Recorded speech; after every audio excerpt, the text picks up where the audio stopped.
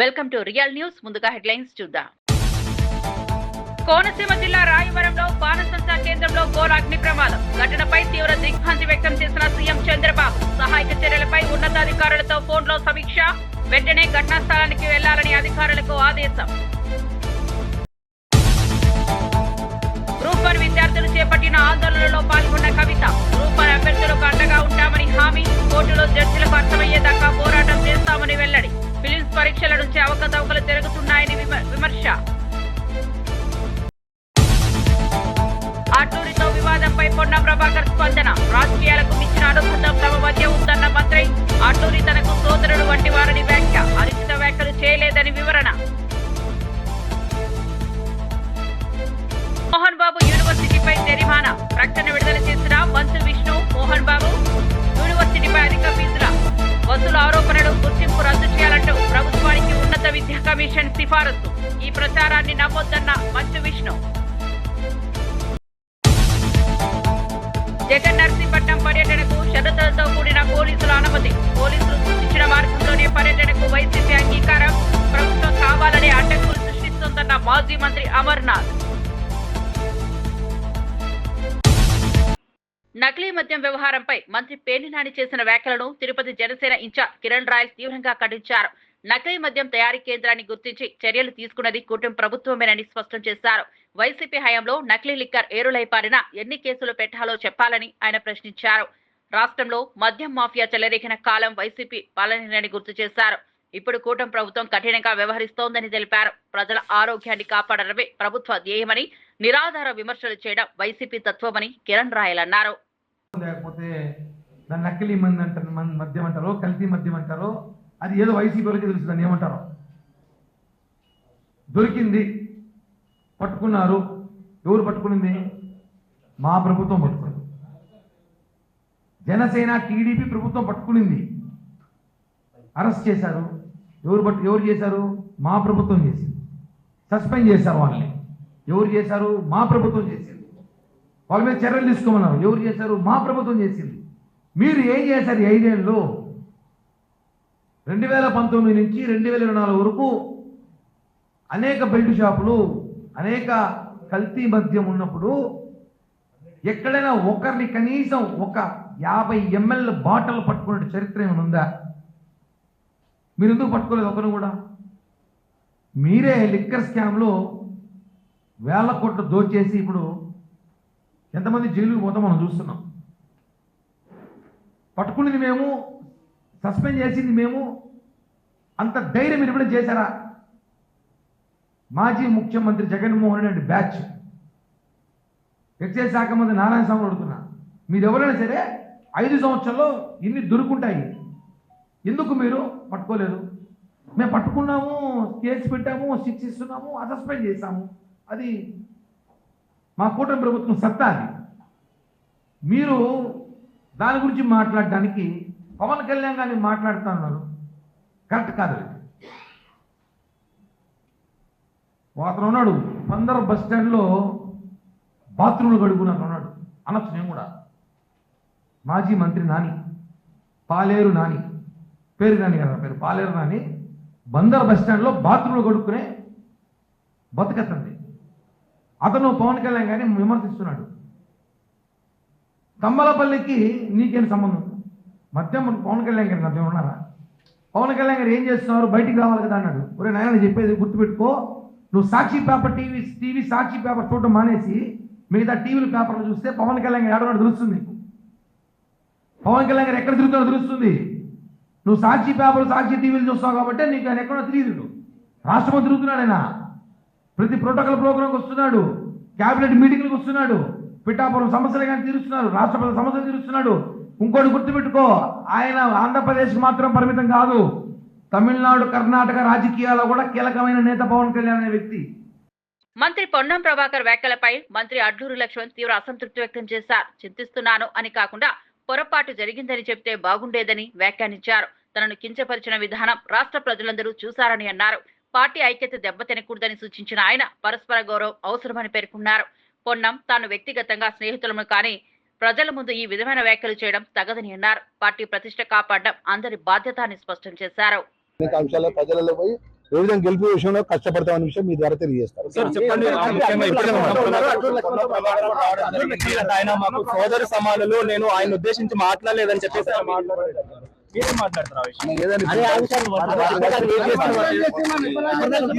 మామూలుగా మిమ్మల్ని ఉద్దేశించి మాట్లాడారని చెప్పేసి మీకు సంబంధించి మీరు మాట్లాడడం జరిగింది. కానీ ఆయన మాత్రం నేను మిమ్మల్ని ఉద్దేశించి మాట్లాడలేదు, ఆయన నాకు సోదరు సమానులు అని చెప్పేసి కూడా ఆయన మాట్లాడడం జరిగింది. ఒకవేళ మీరు బాధపడితే మాత్రం చింతిస్తున్నాను. నేను బాధపడితే చింతించాల్సినంత అవసరం ఆయనకు లేదు. ఆయన మాట్లాడిన మాట ఎంటైర్ తెలంగాణ రాష్ట్రం ఉన్నటువంటి ప్రజలు చూసినారు, మీడియా మిత్రుల సాక్ష్యం. భారతదేశంలో ఇవాళ జ్యుడిషియల్ పరంగా మీడియాలో ఎంత శక్తివంతమైంది, ఆ శక్తివంతమైన మీడియా మిత్రుల యొక్క సమక్షంలో పట్టిన మీడియా సమావేశం సమక్షంలో పట్ల కెమెరాల ముందు మాట్లాడినటువంటి మాటకు ఇక ఆ మాటకు నేను పొరపాట్ల మాట్లాడినన్న మాట అనాల్సిన పోయి ఇక ఆయన చింతిస్తుంటే నేను బాధపడుతున్నా అంటే ఆయన విఘ్నత గురిపెడతాను.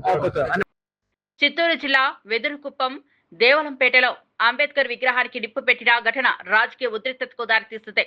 ఈ కేసులో వైసీపీ సర్పంచ్ గోవిందయ్యను అరెస్ట్ చేయడంపై వైసీపీ నేతలు తీవ్ర ఆగ్రహం వ్యక్తం చేశారు. పోలీసులు ఒప్పుకుంటే వదిలేస్తామని టార్చర్ పెట్టారని ఆరోపించారు. ఎన్ని కేసులు పెట్టినా భయపడమని ఎస్పీ, డీఎస్పీ స్థాయి అధికారుల పేర్లను కూడా డిజిటల్ బుక్ లో పెడతామని హెచ్చరించారు. అంబేద్కర్ పై అవమానం జరిగిన ఘటనను వైసీపీ నేతలు తీవ్రంగా ఖండించారు. గిరిజన, దళిత సమాజ గౌరవానికి తాము అండగా ఉంటామని తెలిపారు. ఒప్పుకుంటే నిన్ను వదిలేస్తాం, చిన్న కేసు కడతామని చెప్పారు. పెట్టుకోండి, మీరు ఎన్ని కేసులు పెడతారో పెట్టుకోండి, ఎన్ని అఘాయిత్యాలు చేస్తారో చేసుకోండి.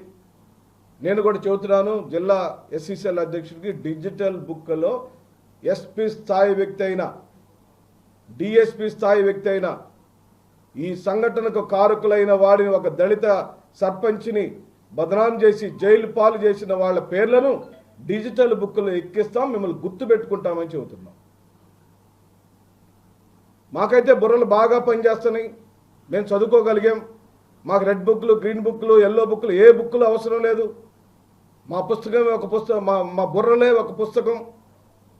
బాగా గుర్తుపెట్టుకుంటాం, మా అవమానాలు చేసిన వాళ్ళందరినీ గుర్తుపెట్టుకుంటాం. నారాయణ స్వామిని ఇంటిలో కూర్చోబెట్టి అవమానం చేసిన వాళ్ళందరినీ గుర్తుపెట్టుకుంటాం. ఏ స్థాయికైనా మిమ్మల్ని వదిలిపెట్టే ప్రసక్తి లేదు. ఈ ఇష్యూని స్థానిక ఎంపీ యొక్క ఆధ్వర్యంలో ఢిల్లీలో ఎస్సీ/ఎస్టీ కమిషన్ చేతికి తీసుకెళ్తాం. మానవ హక్కుల ఉల్లంఘన కేసు పెడతాం. మానవ హక్కుల ఉల్లంఘన కలుగుతుంది, హ్యూమన్ రైట్స్ కమిషన్కి నీ మీద కంప్లైంట్ ఇస్తాం. ఎస్పీ, నువ్వు మాట్లాడిన భాష పూర్తిగా చట్ట వ్యతిరేకం, నీ భాషని వెంటనే మార్చుకోవాలని చెప్పి డిమాండ్ చేస్తున్న వైఎస్ఆర్సీపీ. నీకు తెలుగు పూర్తిగా వచ్చో రాదో నాకు తెలియదు. నువ్వు మాట్లాడిన భాష, నువ్వు ఉచ్చరించిన తెలుగు పదాలు, చిన్న సంఘటన నుంచి నువ్వు చెప్పిన మాటలు, అవి పూర్తిగా దళిత సమాజాన్ని అవమానపరచటమే. మా మనోభావాలు దెబ్బతిన్నాయి. తక్షణమే ఎస్పీ క్షమాపణ చెప్పాలి, సర్పంచ్ని విడుదల చేయాలి, ఆ విగ్రహాన్ని తగలబెట్టిన వాళ్ళని, నిందితులను వెంటనే పట్టుకోవాలి. ఎట్టి పరిస్థితుల్లో రాజకీయ వ్యవహారాలు దీనిలో జొప్పించడానికి వీలే లేదు. మేము కూడా కోరుతున్నాం, రాజకీయాలకు సంబంధమే లేదు. కొత్తగా ఈ విషయంలో రాజకీయాలు చేయాల్సిన ఆవశ్యకత ఎవరికీ లేదు. ఈ రోజున రాష్ట్రం తగలబడుతుంది. నీ మధ్య పార్టీ అంతర్గత విభేదాల నేపథ్యంలో మంత్రి పొన్నం ప్రభాకర్ టీపీసీసీ అధ్యక్షుడు మహేష్ కుమార్ గౌడ్ నివాసానికి వెళ్లి భేటీ అయ్యారు. ఈ సందర్భంగా ఆయన మాట్లాడుతూ ఇది మా పార్టీ కుటుంబ విషయం మాత్రమేనని స్పష్టం చేశారు. అడ్లూరి లక్ష్మణ్తో తాను 30 ఏళ్ల స్నేహబంధం కలిగి ఉన్నానని, అపార్థాల వల్ల మనసు నొచ్చుకుందని తెలిసి తీవ్రంగా బాధపడ్డానని తెలిపారు.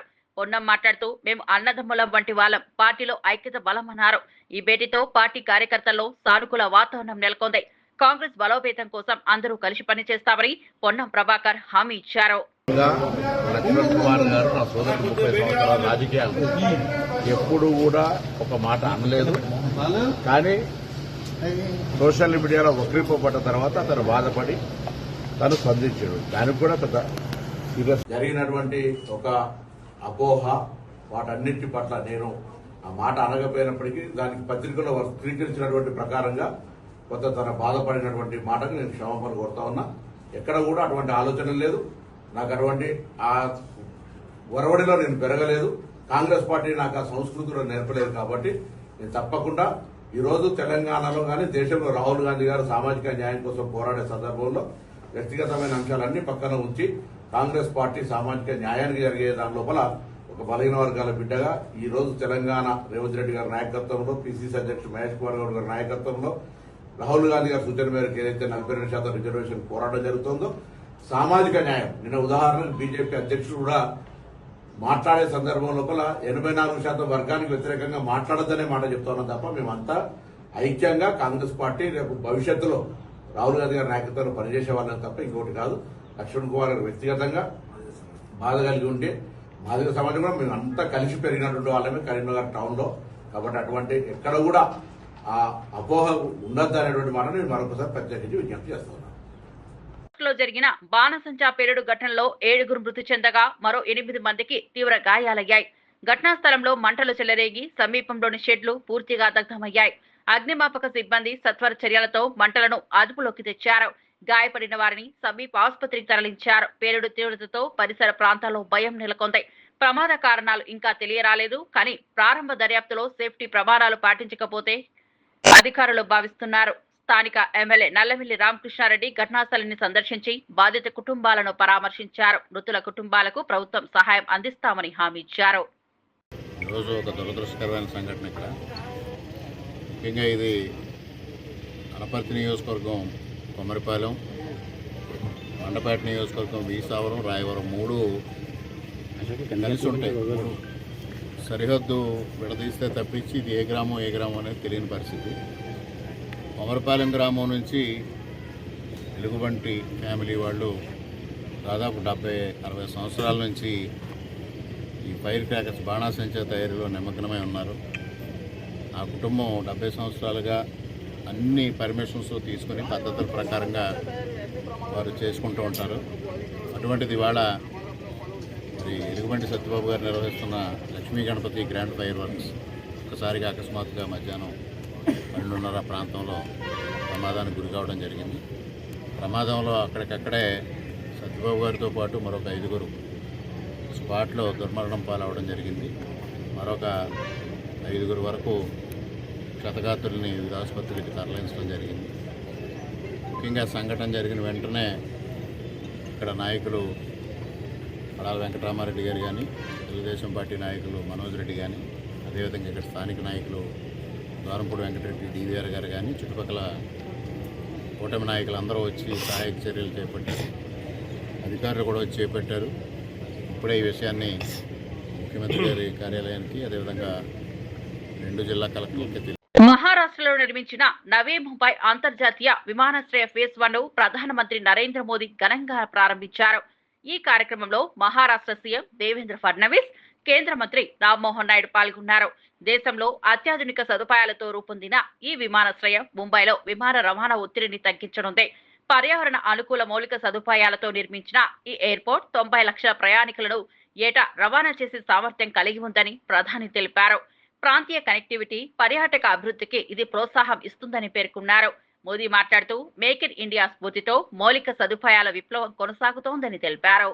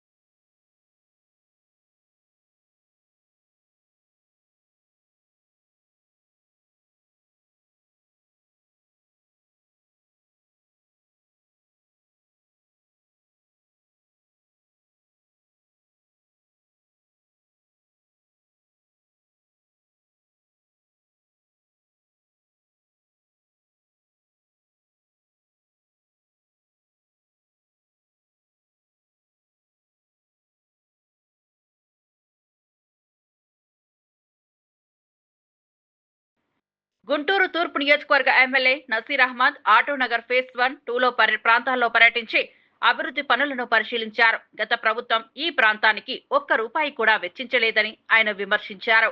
ప్రస్తుత ప్రభుత్వం స్థానిక సమస్యలను ప్రాధాన్యంగా తీసుకుని రోడ్లు, డ్రైన్లు, వీధి దీపాల ఏర్పాటు కోసం దాదాపు ₹1 కోటి నిధులు కేటాయించిందని తెలిపారు. స్థానిక వ్యాపారులు కూడా సహకరించాలని, పనులకు ఆటంకం కలిగించే రాళ్లు, ట్రైన్లు, వ్యర్థాలను తొలగించాలన్నారు.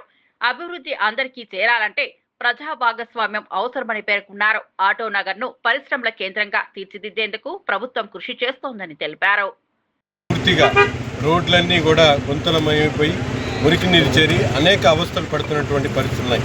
ఈరోజు ప్రభుత్వం ఇండస్ట్రియల్ పాలసీ తీసుకొని వచ్చి ప్రతి ఒక్క ప్రాంతంలో కూడా ఇండస్ట్రియల్ క్లస్టర్, ప్రతి నియోజకవర్గానికి కూడా ఒక ఇండస్ట్రియల్ క్లస్టర్ని ఏర్పాటు చేసేటువంటి కార్యక్రమాన్ని చేస్తున్నటువంటి పరిస్థితుల్లో ముఖ్యంగా గుంటూరు ఆటో నగర్ ప్రాంతంలో 30,000 మంది బ్రతుకు తెరువు కోసం ఈ ప్రాంతానికి ప్రతిరోజు కూడా వచ్చేటువంటి అవకాశాలు ఉన్నాయి. ముఖ్యంగా లారీ కానీ, లారీకి సంబంధించినటువంటి లారీ యజమానులు కానీ, అలాగే వర్కర్స్ కానీ, వాటికి సంబంధించినటువంటి పరికరాలు అమ్మేటువంటి షాప్స్ కానీ, ఇవన్నీ కూడా ఇక్కడ చాలా పెద్ద ఎత్తున ప్రతిరోజు కూడా జరిగేటువంటి పరిస్థితులు ఉన్నాయి. ఈ ప్రాంతంలో ఉన్నటువంటి మౌలిక వసతులను అభివృద్ధి చేసేటువంటి ఆలోచనతో ఈరోజు ప్రతి 1వ 2వ ఫేజ్లో పర్యటించడం జరిగింది. ఇక్కడ ఉన్నటువంటి ముఖ్యంగా అన్ని ఎక్కడైతే గుంతలమైనటువంటి రోడ్లన్నిటువంటి కూడా వెట్ మిక్స్ రోడ్లను ఫామ్ చేసేటువంటి కార్యక్రమం, అలాగే కచ్చా డ్రైన్లను ఏర్పాటు చేసి టెంపరీగా ఇక్కడ అవసరమైనటువంటి మౌలిక వసతులను అభివృద్ధి చేసేటువంటి ఆలోచనతో అధికారులని ప్రతిపాదనలు రెడీ చేసి ఒక ₹1 కోటి వరకు ఎస్టిమేషన్ వచ్చేటువంటి అవకాశం ఉంది. కానీ ముందుగా ఒక 50 లక్షలతో వెంటనే వీటిని శాంక్షన్ చేసి అవసరమైనటువంటి బీటీ రోడ్లు కానీ, వెట్ మిక్స్ రోడ్లు కానీ, అలాగే కచ్చా డ్రైన్ని ఏర్పాటు చేసి ముఖ్యంగా వీధి దీపాలు కానీ, ఇక్కడ ఉన్నటువంటి ఎంక్రోచర్స్, ముఖ్యంగా 4 వైపులా కూడా బండ్లు ఎక్కడ పడితే అక్కడ పడేసి శానిటేషన్ అనేది చాలా ఇబ్బందికరమైనటువంటి వాతావరణం ఉంది. ముఖ్యంగా ఇక్కడ ఉన్నటువంటి వ్యాపారస్తులందరూ కూడా ఈ సందర్భంగా కోరుతా ఉన్నాం, మీరందరూ కూడా తప్పనిసరిగా మీరు పెట్టుకున్నటువంటి ఎంక్రోచ్మెంట్స్ ఏదైతే ఉన్నాయో బండ్లు కానీ, టైర్లు కానీ, ఇవన్నీ కూడా తొలగిస్తే అధికారులు వెంటనే రోడ్లు, వెట్ మిక్స్ రోడ్లు కానీ, డ్రైన్లు కానీ ఫార్మేషన్ చేస్తారు. శానిటేషన్ సిబ్బంది వాళ్ళు పని చేయడంతో ఆటో నగర్ మరింత అభివృద్ధి చెందితే వ్యాపార అవకాశాలు మరింత పెరిగేటువంటి అవకాశం ఉంది. కాబట్టి దయచేసి ఇక్కడ ఉన్నటువంటి వ్యాపారస్తులందరూ కూడా ఆలోచన చేయాలని చెప్పి మేము అందరిని కోరుతూ, అధికారులు కూడా వెంటనే దీని మీద యుద్ధ ప్రాతిపాదికన ఇక్కడ అవసరమైనటువంటి మౌలిక వసతులను అభివృద్ధి చేసేటువంటి దిశగా ఆలోచించాలని చెప్పి ఈరోజు అందరికీ కూడా చెప్పడం జరిగింది. తప్పకుండా వచ్చే వారం లోపల ఇక్కడ ఉన్నటువంటి ఎస్టిమేషన్స్ అన్నీ కూడా రెడీ చేసి అఫీషియల్స్ ఏదైతే అడ్మినిస్ట్రేటివ్ శాంక్షన్స్ తెప్పించుకొని కార్యక్రమాన్ని అన్నిటి కూడా రాబోయేటువంటి 10 రోజుల్లో మొదలు పెడతామని చెప్పి కూడా ఈ సందర్భంగా జడ్ఎం గారికి, అలాగే ప్రతి ఒక్క సిబ్బంది అందరికీ కూడా ఆటో నగర్ వ్యాపారస్తులందరూ కూడా ధన్యవాదాలు చెప్తాం. బీసీలకు 42% రిజర్వేషన్ల అంశంపై హైకోర్టులో సానుకూల తీర్పు వస్తుందని ప్రభుత్వ విప్ ఆది శ్రీనివాస్ నమ్మకం వ్యక్తం చేశారు.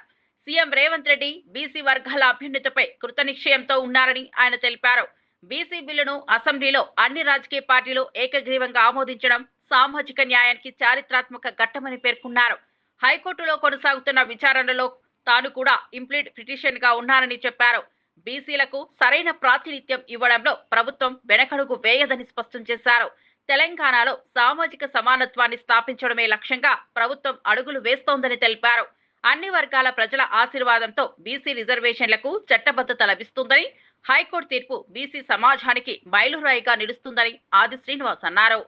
గవర్నర్ దగ్గర ఇద్దరి దగ్గర కూడా పెండింగ్ ఉన్నటువంటి సందర్భంలో, అంటే భారతీయ జనతా పార్టీ ప్రభుత్వం తీరుని ఇప్పటికీ అనేక మాటలు ఎండగట్టినటువంటి సందర్భంలో రాష్ట్ర శాసనసభలో సై అన్నటువంటి బీజేపీ కేంద్ర ప్రభుత్వం దగ్గరకు వెళ్ళిన తర్వాత ఎందుకు నాయ అంటుందో మా బీసీ సమానం చెప్పాలన్నా కూడా సమానం చెప్పిన సందర్భంలో మా గౌరవ ముఖ్యమంత్రి శ్రీ రేవంత్ రెడ్డి గారు, మంత్రి మండలి అందరూ కూడా ఏకంగా నిర్ణయించుకొని ఎన్నికలకు ముందుకు పోవడానికి కోసం జీవోని తీసుకొని వచ్చి కూడా ముందుకు పోయే క్రమంలో మరి ఇప్పుడు రాష్ట్ర ఉన్నత న్యాయస్థానం దగ్గర ఏదైతే వాదోపవాదాలు జరుగుతున్న క్రమంలో రాష్ట్ర ప్రభుత్వానికి మద్దతుగా నేను కూడా ఓ బీసీ బిడ్డగా, శాసనసభ్యుడిగా, మా రాష్ట్ర మున్నూరు కాపు సంఘం బాధ్యుడిగా కూడా ఇంప్లీడ్ అయ్యేటువంటి క్రమంలో మాకు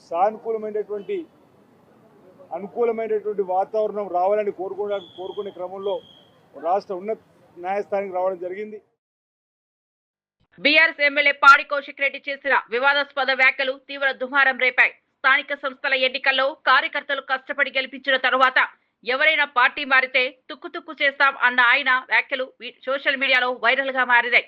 ప్రజా సంఘాలు, ప్రతిపక్షాలు ఈ వ్యాఖ్యలను తీవ్రంగా ఖండించాయి. ప్రజాస్వామ్య విలువలకు విరుద్ధమైన ఈ రీతిలో మాట్లాడడం ప్రజల్లో ఆగ్రహం రేపుతోందని పేర్కొన్నాయి. నాయకుడిగా ఇలాంటి భాష వాడడం తగదని వ్యాఖ్యానించారు. బీఆర్ఎస్ పార్టీ ప్రతిష్టను దెబ్బతీసే ఈ వ్యాఖ్యలపై పార్టీ వర్గాల్లో కూడా ఆందోళన వ్యక్తమవుతోంది.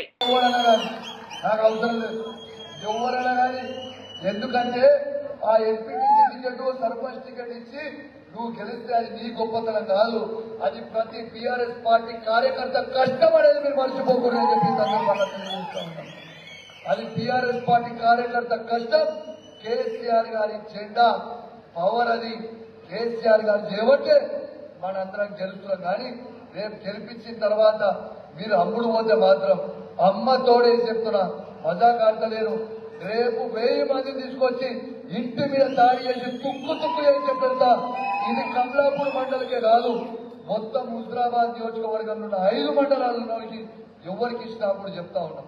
ఎందుకు ఇంత బలంగా చెప్తా ఉన్నానంటే, ఇలా వాళ్ళ బీఆర్ఎస్ పార్టీ కార్యకర్తలు కష్టపడి గెలిపిస్తే ఇలా కొంతమంది దొంగలు ఎమ్మెల్యేలు అమ్ముడు పోతే ఆ ఎమ్మెల్యేనే పెట్టలే మొత్తం మంత్రుల ముంగట, అరే నువ్వు దొంగలంగా నా కొడక అని చెప్పిన ఆ రోజు నిలదీసిన ఓ ఎమ్మెల్యేలనే పెట్టలేదంటే ఇక మీ ఎంపీటీసీ జెడ్పీటీసీ సర్పంచ్ పరిస్థితి ఆలోచన.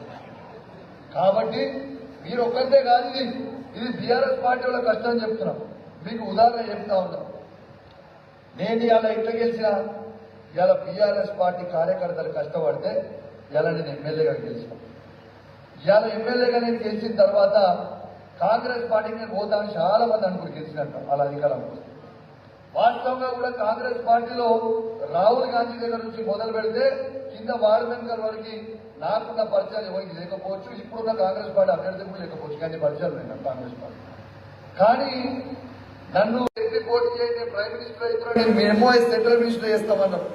లాస్ట్ కి దానికి 2 లొంగపోతే నీకు 100 కోట్ల రూపాయలు ఇస్తామన్నారు. బిడ్డ నాకు ఏదొద్దు, నన్ను కేసీఆర్ ఎమ్మెల్సీ చేసిండు, విప్ చేసిండు, ఎమ్మెల్యే చేసిండు. కేసీఆర్ కష్టకాలం నుండు కేసీఆర్ గులాబీ జెండానే మోస్తా తప్పితే ఈ పార్టీకి రాజీనామా రాడు. ఏ కేసులు చేసుకొని ఎన్ని కేసులు పెడుతున్నారు. మాజీ ముఖ్యమంత్రి వైసీపీ అధినేత వైఎస్ జగన్ నర్సీపట్నం పర్యటనకు పోలీసులు షరతులతో కూడిన అనుమతి మంజూరు చేశారు. ప్రతిపాదించిన రూట్ ను తిరస్కరించి 18 షరతులతో ప్రత్యామ్నాయ మార్గాన్ని సూచించడం రాజకీయ చర్చకు దారితీసింది. వైసీపీ నేతలు ఈ నిర్ణయాన్ని ప్రభుత్వ కుట్రగా అభివర్ణించారు. పోలీసుల సూచనలతో వైసీపీ నాయకత్వం అంగీకరించి కొత్త మార్గంలోనే పర్యటన జరగనుంది. ఈ వ్యవహారంపై మాజీ మంత్రి గుడివాడ అమర్నాథ్ తీవ్రంగా స్పందించారు. విశాఖ స్టీల్ ప్లాంట్ కార్మికులను జగన్ కలవకుండా అడ్డుకోవడమే ఉద్దేశమని ఆరోపించారు.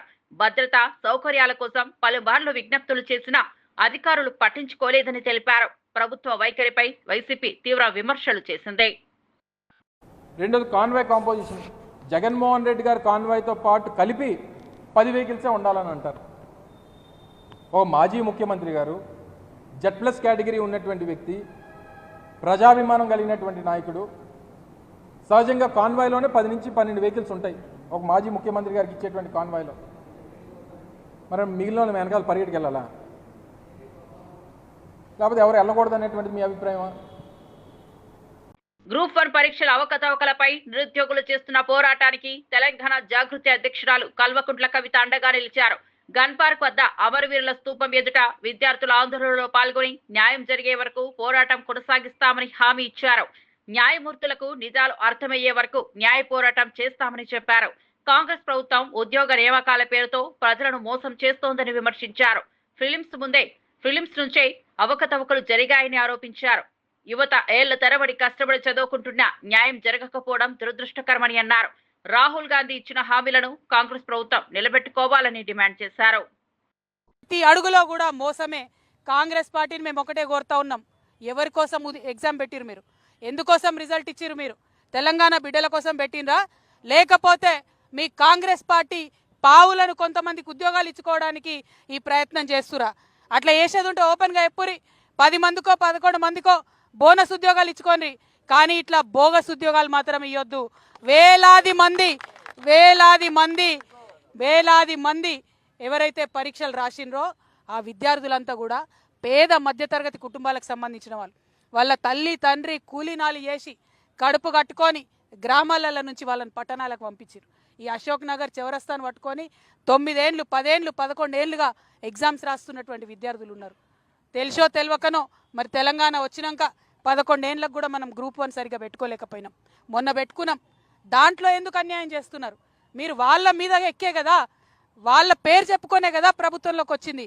మీ రాహుల్ గాంధీ ఢిల్లీ ఇడిచి అశోక్ నగర్ గల్లీలకు వచ్చి నిరుద్యోగుల కాళ్ళు పట్టుకొని నిరుద్యోగులకు మోసపూరితమైన మాటలు చెప్పి ఇక్కడ వాళ్ళను మభ్యపెట్టి మీరు అధికారంలోకి వచ్చిండ్రు.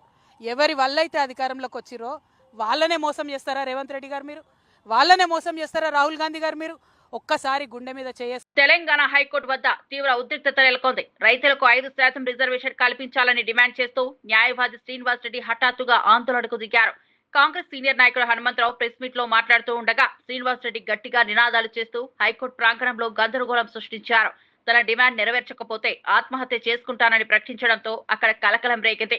వెంటనే పోలీసులు జోక్యం చేసుకుని ఆయనను అదుపులోకి తీసుకున్నారు.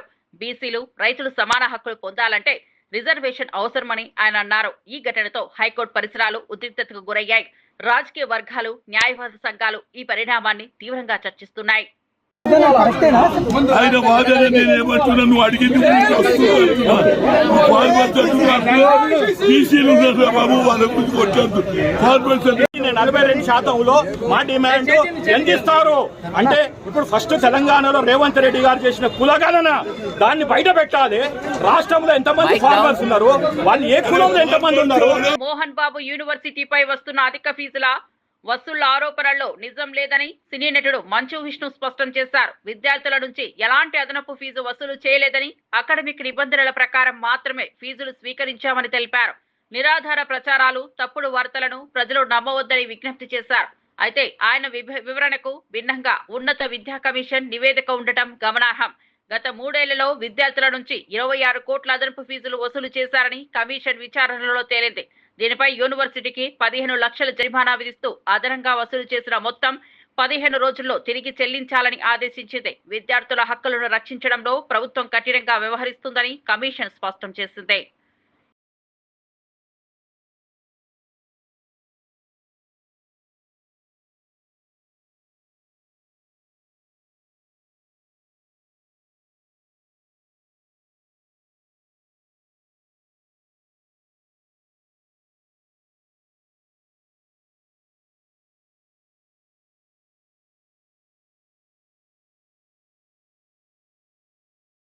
బులెటిన్ ముగించే ముందు హెడ్లైన్స్ మరోసారి చూద్దాం. కోనసీమ జిల్లా రాయవరంలో బాణసంచా కేంద్రంలో ఘోర అగ్ని ప్రమాదం. ఘటనపై తీవ్ర దిగ్భ్రాంతి వ్యక్తం చేసిన సీఎం చంద్రబాబు. సహాయక చర్యలపై ఉన్నతాధికారులతో ఫోన్లో సమీక్ష. వెంటనే ఘటనా స్థలానికి వెళ్లాలని అధికారులకు ఆదేశం. గ్రూప్ 1 విద్యార్థులు చేపట్టిన ఆందోళనలో పాల్గొన్న కవిత. గ్రూప్ 1 అభ్యర్థులకు అండగా ఉంటామని హామీ. కోర్టులో జడ్జిలకు అర్థమయ్యేదాకా పోరాటం చేస్తామని వెల్లడి. ఫిలిమ్స్ పరీక్షల నుంచి అవకతవకలు జరుగుతున్నాయని విమర్శ. అటూరితో వివాదంపై పొన్నం ప్రభాకర్ స్పందన. రాజకీయాలకు మించిన అనుబంధం తమ మధ్య ఉందన్న మంత్రి. అటూరి తనకు సోదరుడు వంటి వారని వ్యాఖ్య. అనుచిత వ్యాఖ్యలు చేయలేదని వివరణ. మోహన్ బాబు యూనివర్సిటీపై జరిమానా. ప్రకటన విడుదల చేసిన మంచు విష్ణు. మోహన్ బాబు యూనివర్సిటీపై అధిక ఫీజుల వసూలు ఆరోపణలు గుర్తింపు రద్దు చేయాలంటూ ప్రభుత్వానికి ఉన్నత విద్యా కమిషన్ సిఫారసు. ఈ ప్రచారాన్ని నమ్మొద్దన్న మంచు విష్ణు. జగన్ నర్సీపట్నం పర్యటనకు షరతులతో కూడిన పోలీసుల అనుమతి. పోలీసులు సూచించిన మార్గంలోనే పర్యటనకు వైసీపీ అంగీకారం. ప్రభుత్వం కావాలనే అడ్డంకులు సృష్టిస్తోందన్న మాజీ మంత్రి అమర్నాథ్. మరిన్ని అప్డేట్స్ కోసం చూస్తూనే ఉండండి రియల్ న్యూస్.